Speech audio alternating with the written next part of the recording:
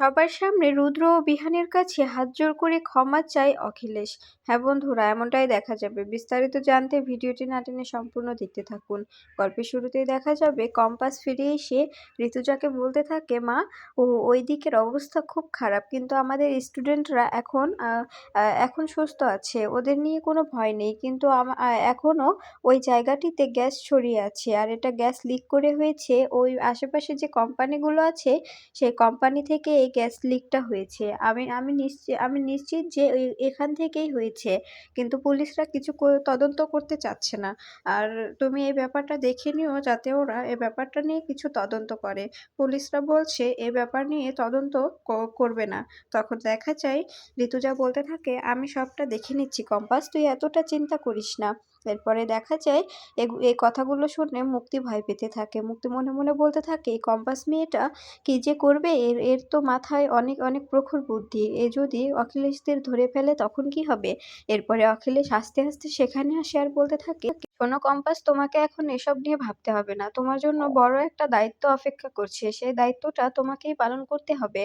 তখন ঋতুজা বলতে থাকে, কি দায়িত্ব অখিলেশ? তুমি কিসের দায়িত্বের কথা বলছো ওকে?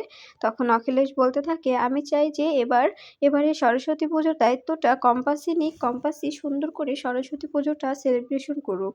সবকিছুর দায়িত্ব কম্পাসের প্রতি দেওয়া দরকার। তখন ঋতুজা কম্পাসকে বলতে থাকে, কম্পাস, অবাক হোস না, আমি তোকে সবটা পরে খুলে বলছি। আসলে অখিলেশের সঙ্গে আমার কথা হয়েছে তো তাই। এদিকে দেখা যায় এই সবকিছু দেখে রাগে গজগজ করতে থাকে মোনালিসা ও মুক্তি। এরপরে দেখা যায় ঋতুজা বলতে থাকে, তুমি যখন বিশ্বাস করে কম্পাসের উপর দায়িত্বটা দিতে চাইছো, কম্পাস এই দায়িত্বটা নেবে আর আমি ওকে সাহায্য করব। আমার বৌমা সব দিক থেকেই ফার্স্ট। আমার বৌমাকে কেউ কখনো হারাতে পারবে না। আমার বৌমা কখনোই কোনো কিছুতে হারবে না, বুঝতে পেরেছো? আমার বৌমা সব কিছুতে এগিয়ে আছে, তাই আমার বৌমা এই দায়িত্বটা খুব ভালো করেই পালন করতে পারবে, এটা আমার বিশ্বাস। এদিকে দেখা যায় মোনালিসা মনে মনে বলতে থাকে, অখিলেশ আঙ্কেলও সময় বুঝে পাল্টি খেয়ে গেল। এই পুজোর দায়িত্বটা তো আমাকেও দিতে পারতো। ও কেন কেন কম্পাসকে দিল? আমি বাড়িতে গিয়ে দাদুকে বলছি সব, যে অখিলেশ আঙ্কেলও পাল্টি খেয়ে গেছে, তারপরে দেখাচ্ছি আপনার মজা আমি দেখাচ্ছি।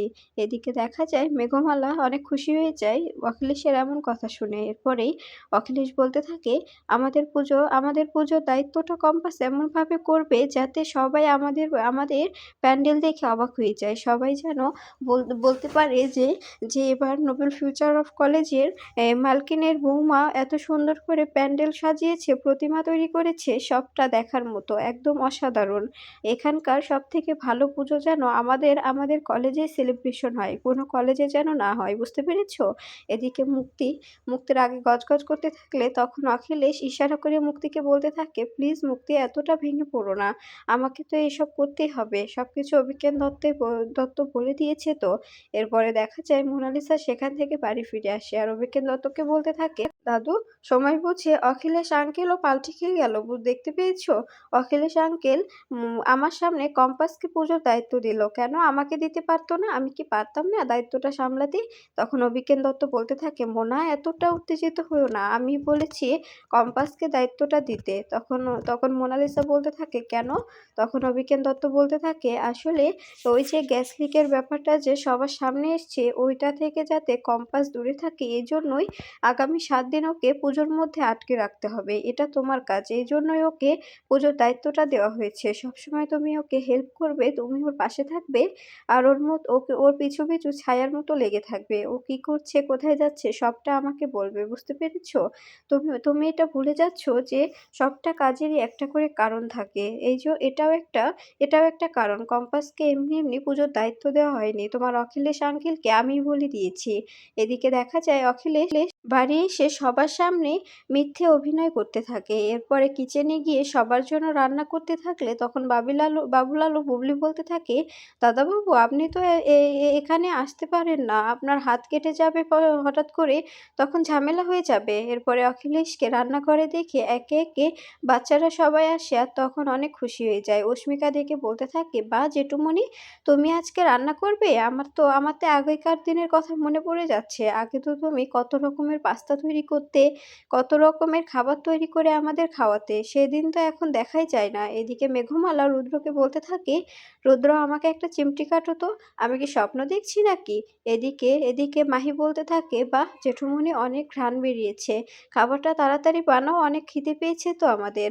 এদিকে কিঞ্জল বলতে থাকে, "আমি তো এটাই চাই দাদা যে তুমি আমাদের সঙ্গে সুখে শান্তিতে থাকো। আর একটা মেয়ের প্রেমে পড়ে তুমি এত বড় একটা ফ্যামিলিকে কি করে ছেড়ে দিতে পারো? আমার এটা বিশ্বাস হচ্ছিল না।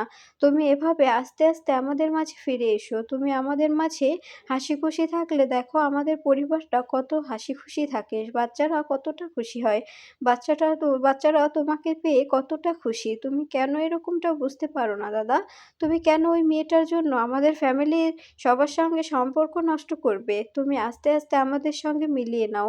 এদিকে দেখা যায় উপর থেকে বিহান অখিলেশকে রান্নাঘরে দেখে অবাক হয়ে যায়। আর মনে, মনে বলতে থাকে, "এ লোকটা আসলে কি চাইছে?" ঠিক তখনই ঋতুজা সেখানে এলে তখন বিহান ঋতুজাকে বলতে থাকে, "আচ্ছা মা, আমি বুঝতে পারছি না উনি কি চাইছে? এভাবে সবার সামনে মিথ্যে অভিনয়টা কেন করছেন উনি?"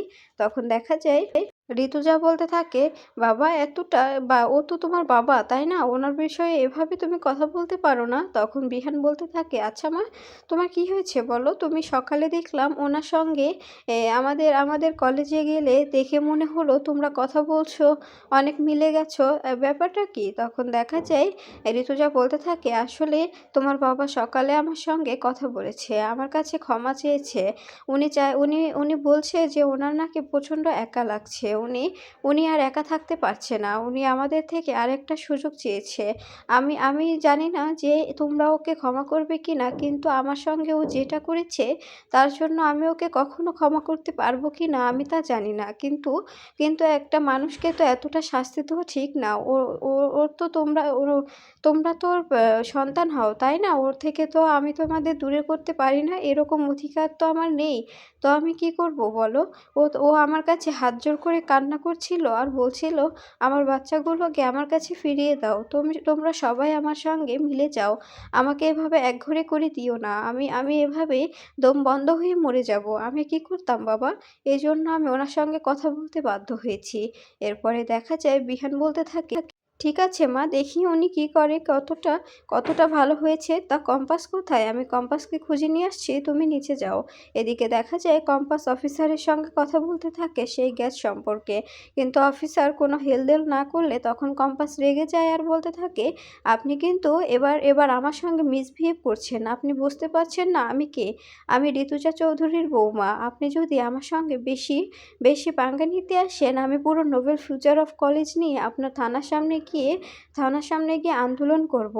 এর জন্য যদি উপর মহলে কিছু করতে হয় সেটাও করব। আমার শাশুড়ি ঋতুজা চৌধুরী সবটা কিন্তু করতে পারে। আপনি হয়তো ঋতুজা চৌধুরীকে চেনেন।" তখন দেখা যায় পুলিশ অফিসার বলতে থাকে, "প্লিজ ম্যাম, এরকম করবেন না। আমরা সবটা চেষ্টা করছি তো, আমাদের উপরে ছেড়ে দিন। আপনি যদি এভাবে আমাদের অর্ডার করেন এটা তো আমরা মানতে পারি না। আপনি তো একজন সাধারণ জনগণ আর আমরা হচ্ছি পুলিশ অফিসার।" এরপরে ফোনটা কেটে দিলে তখন কম্পাস দেখতে পায় বিহান দরজার সামনে দাঁড়িয়ে কম্পাসের কথা শুনছে। তখন কম্পাস বলতে থাকে, "কি ব্যাপার? আপনি এখানে?" তখন বিহান বলতে থাকে, "তুমি কার সঙ্গে কথা বলছিলে? তোমাকে তো বলেছি যে ব্যাপারটা নিয়ে তোমাকে আর মাথা ঘামাতে হবে না। আমাদের স্টুডেন্টরা সবাই সুস্থ হয়ে গেছে।